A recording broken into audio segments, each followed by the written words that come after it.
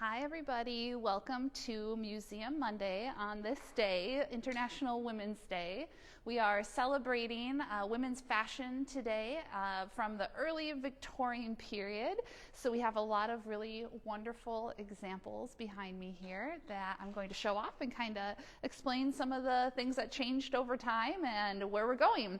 Now this is a really wonderful period of time. Victorian period covers like 60, 70 years, and the fashion during it changed so much. It went from what we looked at last week, which I have an example of here still. This is the empire waisted, dress that was very simple looking. And it goes to these just elaborate things with hoop skirts and with bustles and whoops, that's all right, we already did that one. And just really incredible things. So we're going to start cracking at it this week, and next week we'll do the late Victorian, and the week after that I think is Edwardian. So we've got a lot of fun celebrating with fashion this month. So when we say Victorian, of course, what we mean is the period starting around 1837 when Queen Victoria became Queen of England, and it ushered in this new era of just revolutionary things for the entire world, not just in fashion, but in everything. We talk about the Victorian era all the time, and one of the great things too about this next section of time that we're talking about is that now we get to start talking about the kind of California history that our museum interprets a little bit more, and that some of our living history people interpret too. And so the dresses and whatnot that we've got lots of examples from this era. So all of these dresses that you see are things that you can find actually here in our own museum. So it's just a really fun time for us to talk about. So that's what the Victorian era kind of starts. I'm going to talk about early Victorian. That's the 1830s until about 1860, 1858, somewhere in there. Now, right before Queen Victoria became queen, there was this glorious fashion that I really want to talk about quick because it was really quite amazing. It was after the empire waist that was, pretty minimal dresses, and it had this type of sleeve called the gigot sleeve. It's spelled G-I-G-O-T, gigot, and it looks like this. My inner Anne of Green Gables is just going crazy over these puffy sleeves there. It is really beautiful. Another name for this that I actually heard of besides the gigot sleeves is leg o' mutton sleeve, which is hilarious too. I just think it's great. But it's these really big puffy sleeves that then go and taper off in the wrists. And that's a fashion statement that kind of comes and goes. This is kind of a throwback to actually like Elizabethan times. And then it comes back at kind of the turn of the century too. But this fashion, unfortunately, it almost died overnight in 1836. What happened was, of course, Queen Victoria becomes queen, and she brings in a much more demure, much more like pious kind of fashion with her, and that sort of set the tone and set the stage for where fashion was going to go.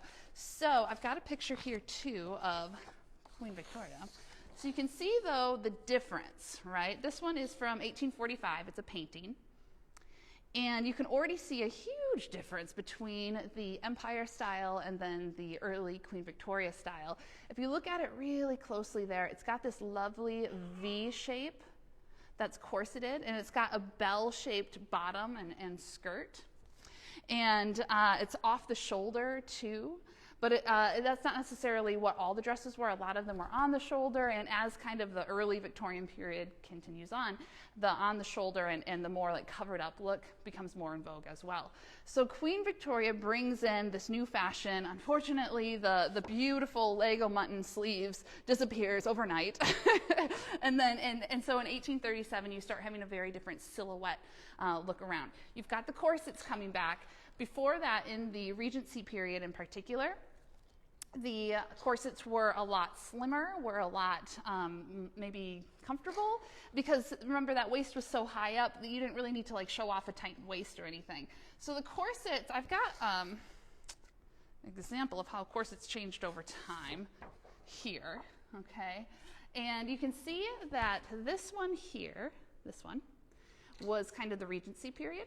And then the next one is this lovely corset that also has the like the straps on it. And I think a lot of times we don't realize that corsets had straps on it too, but those could actually be taken off for an evening wear look. I have an evening wear look next to me here. I'm going to turn it just a little so you can see this right there.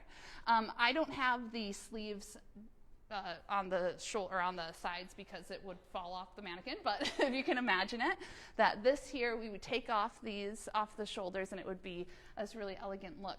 And that's what the corsets were meant to do, was to be kind of a daytime to evening time look.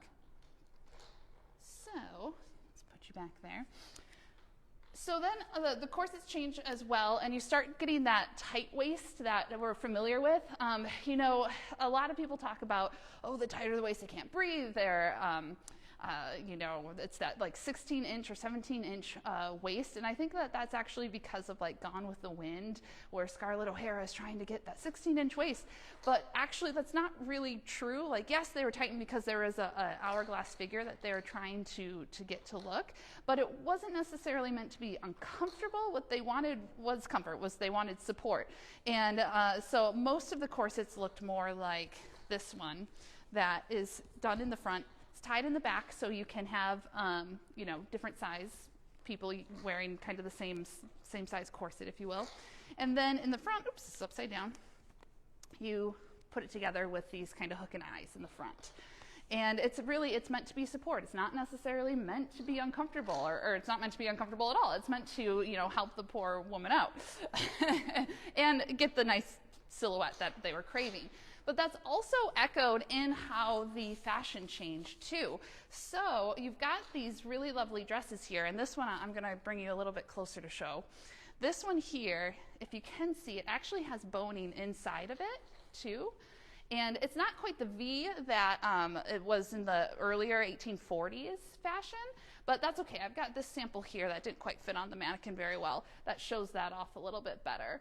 Now, also, the sleeves get a lot tighter too, which I think would just bother me a lot. So this one, the sleeves aren't too tight, but on this one over here, the sleeves like do taper down. And on both of these dresses, you'll notice that the shoulder actually goes just off the shoulder. It's kind of, what's that called? A dropped shoulder, I guess. And it goes off the shoulder, and that was absolutely the style. But it also meant like ladies couldn't move their arms very well. They couldn't like go up or, you know, and do a lot of like labor things like that, like just, you know, reaching. and that was absolutely the style, that kind of drop shoulder. And when we wear it even today, when we're interpreting things, we're like, oh, this is not so comfortable, but that's okay. It was all about, you know, the style and the demure lady of the time. So that's kind of what happens with the dresses, is they end up getting a lot more form-fitted. They have the drop shoulder, and then it's all about the poof in the skirt.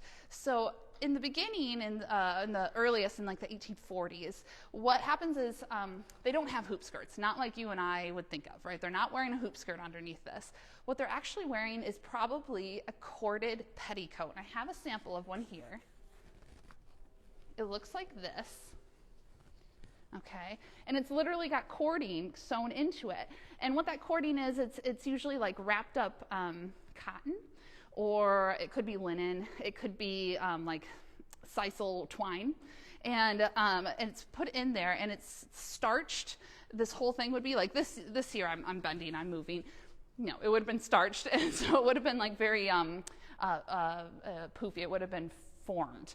And what happens is you put the corded petticoat on underneath, and then you put petticoats on top. Like 2 petticoats probably isn't enough. You probably need 3. Now I'm going to attempt to show you all the petticoats here, because you can see that it is a little bit poofy. They're trying to get that bell shape on the dress, but let me show you how I have it done. So you lift it up. I've got 1 petticoat there. I've got 2 petticoat here. I tried to get another one on, but my poor mannequin got a little bit heavy. And then underneath it, I've got my corded petticoat there. So corded petticoat's always on the bottom to kind of give it structure. And then you just start layering your different petticoats on top of it to really get that pretty shape. Now, what happened in France was the ladies decided this is this is ridiculous. I'm wearing so many layers. I have so many petticoats on that it was actually the French that made first the crinoline. And today I think of crinoline as like, I don't know, things that are in maybe like wedding dresses that do make it really poofy.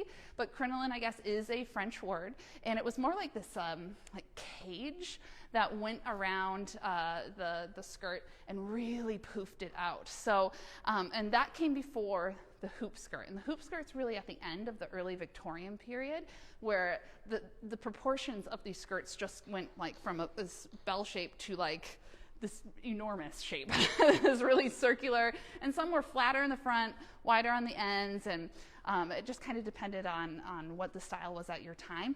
And this was actually like, a lot of what we show here is for higher classes that wore, but actually everyone ended up having some sort of hoop skirt or some sort of poofy skirt in throughout all of the classes. I remember a story from Laura Ingalls Wilder in one of her books, where she's talking about her skirt, her hoop skirt, that she can actually tighten or untighten, and the hoop goes bigger or smaller, and she preferred a smaller one, probably because she was living on the prairie, she had a job, she, was a very active person, but she still had the hoop skirt, still had that shape, still wanted to get that fashion in there.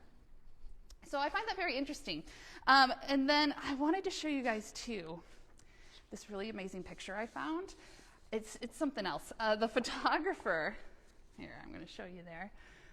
It was the person who took the picture of it. It was, he said, his grandma and his aunts. Yeah, his grandma and his aunts. Now, I was looking at this and I'm like, what? Which one is the grandma? I'm like not sure, but I think this is just a really good example of what the outfits looked. And this was in 1850. I think my favorite one, because I mean, how can you choose? They're all just like, so they've got different details and they all look, frankly, a little uncomfortable. But this one is my favorite because you can see like she can't even slouch. It's not possible. She's sitting and her shoulders are a little bit hunched forward, but you can see the structure that her corset is giving her.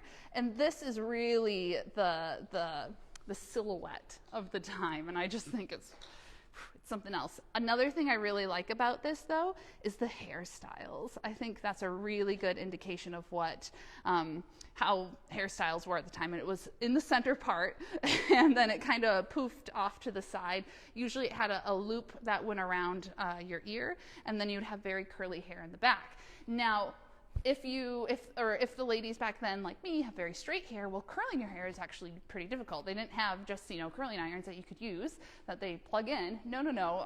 There's curling irons. It's a little bit harder, though, to use and a little bit more dangerous. It involves going in the stove or in the fire.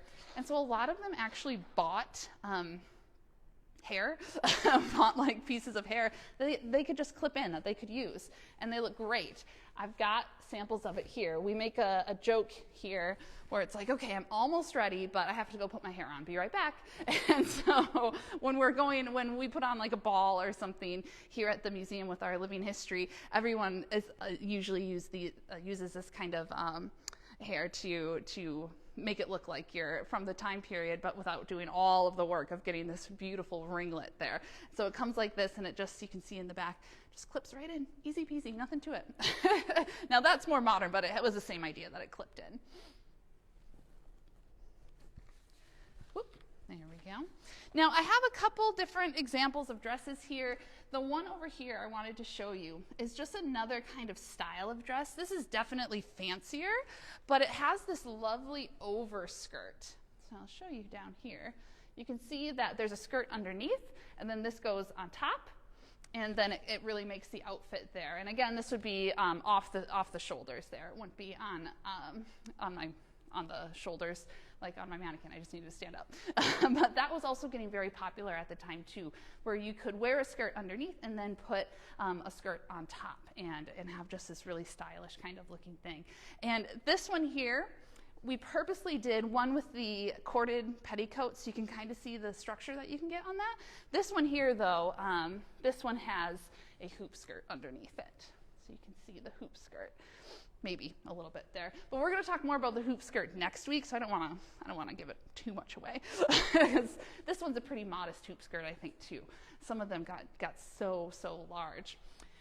But I've got one more really cool picture I wanted to show you. And this one is inspired by one of the fashion icons of the time, Jenny Lind. If you've seen, in like popular culture today, if you've seen The Greatest Showman, Jenny Lind is the singer in there. Now, in that movie, though, she is like in these just get-ups, like really, really big ones. And that's just not how she was in real life. She was actually like very modest. And people like really responded to that, and they wanted to emulate her and wear kind of the things that she's wearing. And so I didn't realize that until much later after watching the movie, where I was like, oh my gosh, they got that completely wrong about that character, or at least about her outfits. So I have here a picture, not of Jenny Lind, but of another lady here. Get the glare out. And if you look specifically at the collar this lady is wearing, it's actually called a Jenny Lind. That's a Jenny Lind collar, because that's what she was known for, was this collar that kind of covered everything on top there. So if you look at pictures from that time period, a lot of them have this collar that comes up to the neck and clips, and it's called the Jenny Lind collar because that's who inspired it. This picture too has detachable sleeves. That was very popular too, which was pretty normal. You could detach the sleeves. Again, it's almost like a daytime, nighttime kind of look. It keeps them cleaner, but it also is like this higher class thing that you could do. The name for these, I don't know exactly how to say it. Engageantes? I don't know. They're detachable sleeves. I struggled with that one. But this lady's whole outfit there, I just thought was really amazing. And this is from 1851, so it's into the 1850s already. And also the collar is also detachable. It is the Jenny Lind collar, at least the style, but it is detachable too. And that was super common as well. You could absolutely take some lace that you might have and then make a collar out of it. And you could do that with your sleeves too, is kind of attach the collar to your sleeves and just like add these little touches that made the outfit yours. So that's kind of the early Victorian period. It had some really interesting things that happened during it. It definitely changed the silhouette completely, and you start seeing what maybe we're more used to, because I think like in the United States we think a lot about like the Civil War fashion, which has those big hoop skirts and those ball gowns, and oh my gosh, they're just so much fun to wear, and that's true. But it all started here with these different silhouettes that was in the early Victorian and kind of grew from there. One last thing I think is important to talk about is like the headwear. I've got here a couple of pieces. They went from the Regency period, where they had these really done up like bonnets and hats that were big and just had feathers and oh my gosh, all this stuff.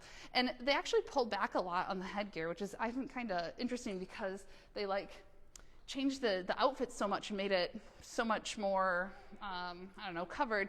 And then the headwear they changed completely too, where it's pretty simple. A lot of it was like straw hats, and they put a ribbon around it, and that's what they wore. Or they had a nice bonnet that came around and would actually cover like their eyes. They could hardly see, so as they're looking back and forth, they would like really have to turn their face to look. I didn't grab one of those, and I apologize for that. But I found that interesting. And the head, the hats start to get a little bit more ostentatious too as the Victorian period goes on. So I want to thank you guys so much for joining me today and looking at all of our pretty dresses and all of our things. Next week we'll be talking more about the late Victorian. That kind of will go from hoop skirts to bustles, which is a really fun period to talk about too, and we've got some really fun examples of the fashion from there. So I hope you can join us next week. On Friday again, this coming Friday, we'll be talking about the men's version of fashion from the time period. So hopefully we can see you on Friday too. But thanks for joining us, and we'll see you soon.